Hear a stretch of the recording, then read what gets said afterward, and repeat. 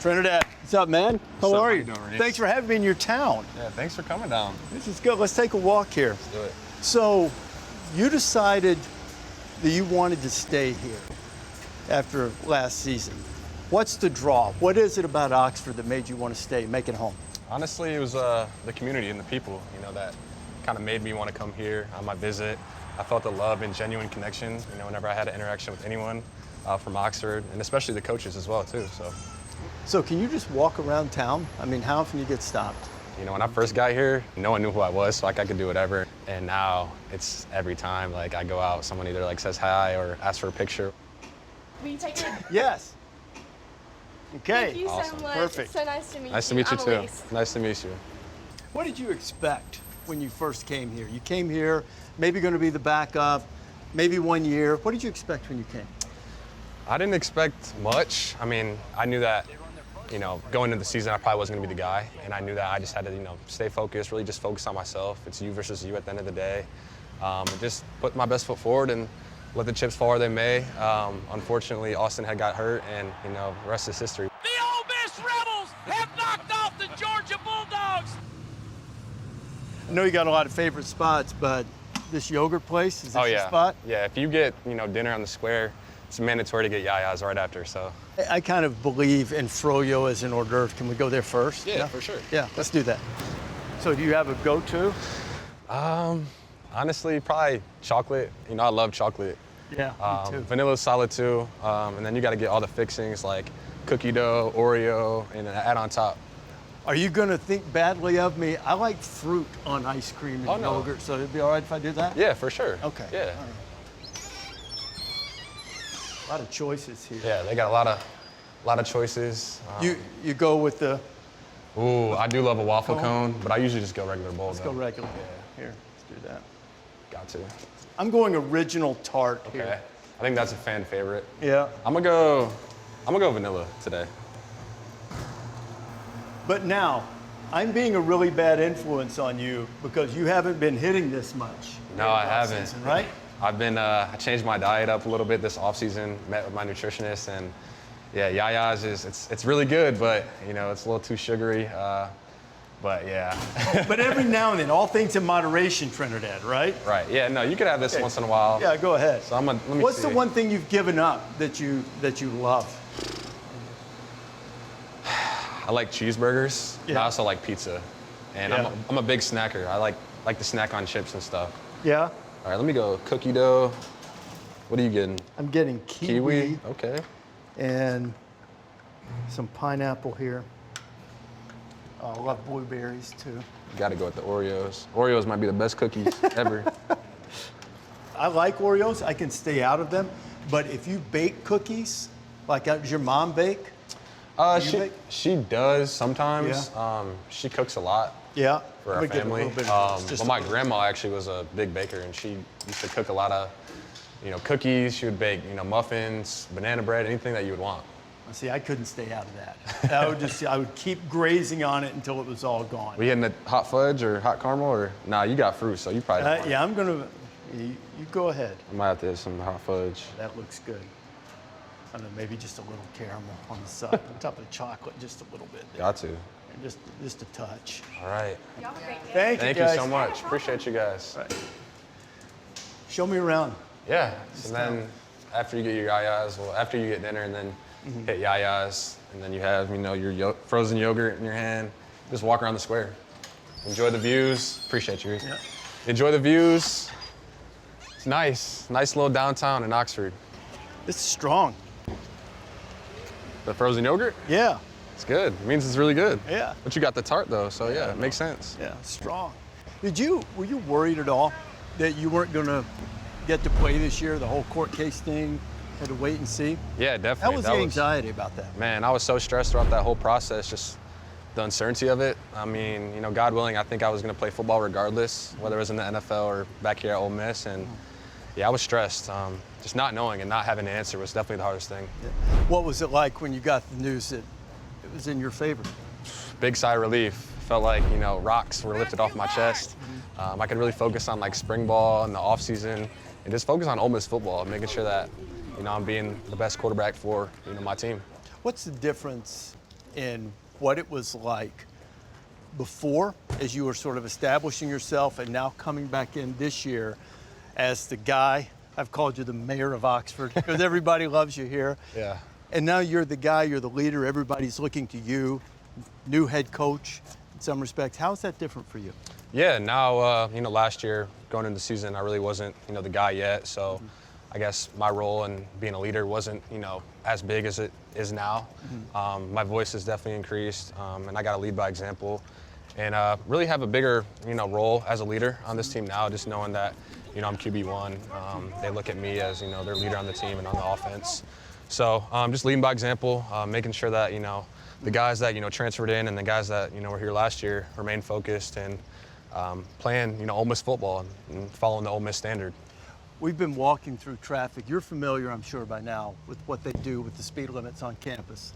Campus-wide, 18 because of Archie Manning, jersey number 18. Some places it's 10 for Eli, jersey number 10. How do you think people will get around town if the whole city, maybe the whole state except for Starkville, is like a 6 mile per hour speed limit around because of jersey number 6, because of you? See, that's why I came back to Ole Miss and wanted to come back to Ole Miss. Slow down the traffic. Right, exactly, right. They say, I'm from Michigan, right? So they say the South, people are, living life slower and taking it easy. So if I bring it down to 6 miles an hour, I hope the people aren't too mad at me. But, that would be, a dream to, stamp my legacy here at Ole Miss and I guess be known as one of, Ole Miss's football's legends. So if you don't get the 6 mile an hour speed limit, would you settle for a statue like him? Yeah, for sure. He looks sharp, too. You know who this is? William Faulkner. Have you read William Faulkner? Ferris State at Ole Miss or anything? I'm not trying to put you on the spot. I have not, no. He's a great American author. One of his most famous works is called The Sound and Fury. So sort of The Sound and Fury, it's not about football at all, but it feels like it could be. Yeah. Title of the book like that. That's awesome. You, Faulkner, Gresham, the Mannings, be royalty around here, man. That'd be amazing, be a dream. Like I said, to put Ole Miss, back in conversations of a blue blood, program and, making the standard, winning an SEC championship and a national championship. I want to bring that back to Ole Miss, and I want that, to be known in Oxford and known nationwide, honestly. So. You strike me, and this is the first time that we've been able to spending time together and talk, but you really strike me as somebody who has handled these accolades. You handle me, talking about statues and speed limits and legends and championships really well. Where does that come from? Where does your humility and ability to handle those things come from? I would just say, my family, just instilling, the principles of, being a good person, having the right, morals and making your priorities, good, I guess, and making sure that, you're doing right by everyone and yourself as well, too. And all my life, I've been around sports, and I feel like it takes a village to raise somebody. Obviously, my parents have played a big role in that, but it takes, coaches, it takes administration, in school, all that to, I guess, raise and, I guess, nurture a young man like me. So I would definitely say, just the people, from Grand Rapids and my family have instilled that in me and, I guess, was a baseline.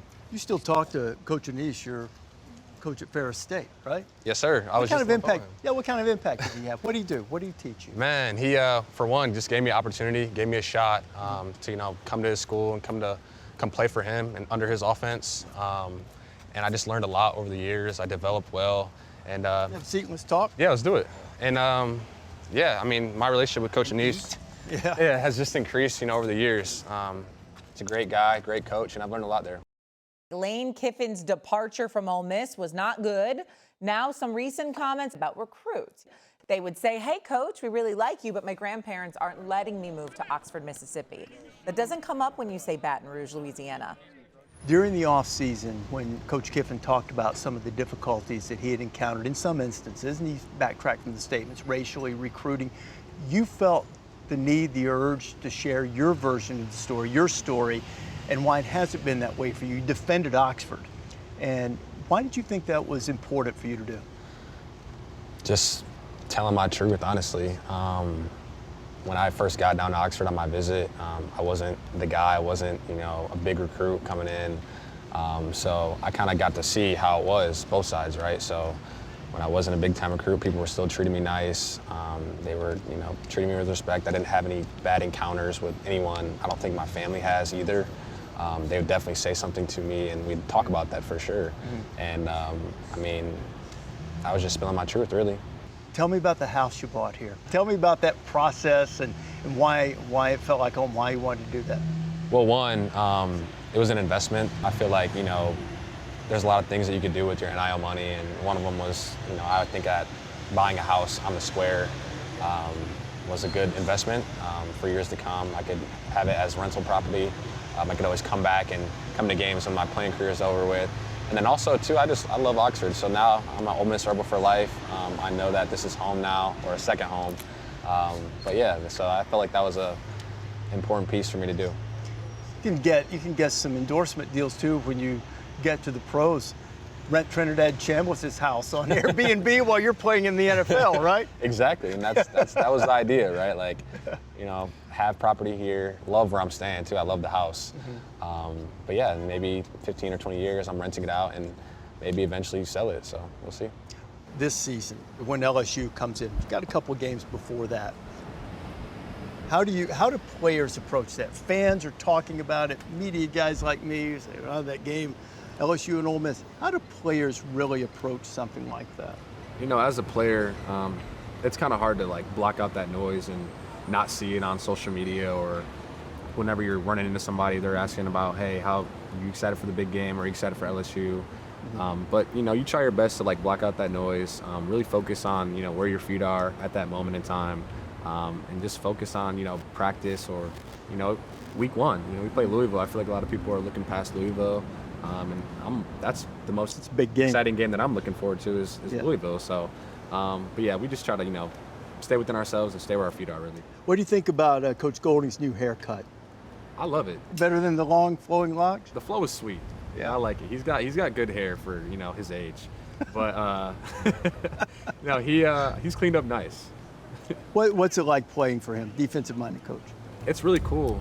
Every day, you're seeing a crazy defense. You're seeing different disguises, and it's awesome because it helps me get ready for, other defenses that have a great defensive coordinator, like playing Oklahoma, seeing Brent Venables' defense, or, we're going to play Texas this year. So, and then also Kirby Smart and the Bulldogs at Georgia. So it helps us, every day seeing that. How many times have you looked back at the final play against Miami? I try not to watch that game a lot, and I really haven't. Just knowing that it's in the past too, it is what it is. It's done with. No one cares now, but it definitely hurts. Seeing that last play, seeing how close you were, and then before that play, even we were up 3, with 3 minutes to go. So I try not to watch it. It's debatable whether it was pass interference or no. But it is. You're in Oxford. You can say you thought it was pass interference. I'm biased. Yes, I play for Ole Miss. I think it was pass interference. So which was the better play? There were two daredevil, whirling dervish, spectacular plays against Georgia. Which one was your favorite? My favorite one was Lucas's kick, game-winning kick. That was my favorite play. Okay, which was the favorite play that you made? The scramble, the underhand shuffle. What was it? What was your favorite? I'm gonna say probably the heat check that I had to Trey. Yeah. I think I was 12 for 12 or 12 passes in a row during that time, and I think 13 was the record for a Sugar Bowl. And we had just got a turnover. Perk had a strip sack. We got the ball around the 25-yard line, and saw Trey was one-on-one, threw the back shoulder fade, and he caught it. So that was probably my favorite play. When you look at this season, how do you define personal success for Trinidad Chambliss and team success for Ole Miss? I feel like, personal success comes with, how good your team is. Ultimately, a lot of people ask about the Heisman and, individual awards, but, I really don't focus on that. I just try to focus on, how can I be the best quarterback for my team? And then if my team's being successful, then that means I'm doing something right, and that means our team's doing something right. So I would definitely say that's my mindset when it comes to stuff like that.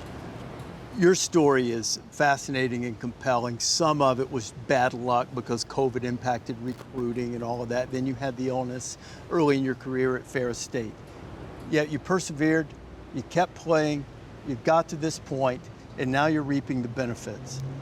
You have the opportunity to share your story. What's the most significant thing that you could share, maybe with a young athlete or with anyone who maybe it's not going exactly as they envisioned initially.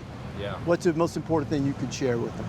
I would just say, if I can do it, you definitely can do it. Because I was doubted my whole life, undersized. People thought I was too small to play football and play quarterback. Just trust your journey. Everyone's journey is different. Look at me. I was at Ferris State for a lot of years. Wasn't playing there right away. Had to wait my turn there. Finally did play, and then my first start at Ferris too was, not the best. So you can do it. Just put your mind to it. Keep going and attack every day, the best of your ability. But you got a national championship there. Can you follow it up with one here? That's the ultimate goal. Got to take it, week by week, day by day. But that would be a dream come true, and that would be, a great accomplishment for Ole Miss football. Try to knock me off my feet, still standing with more money than I came with. Goddamn, took a loss, but I'm still up. Gambling man, betting all the chips that I got left.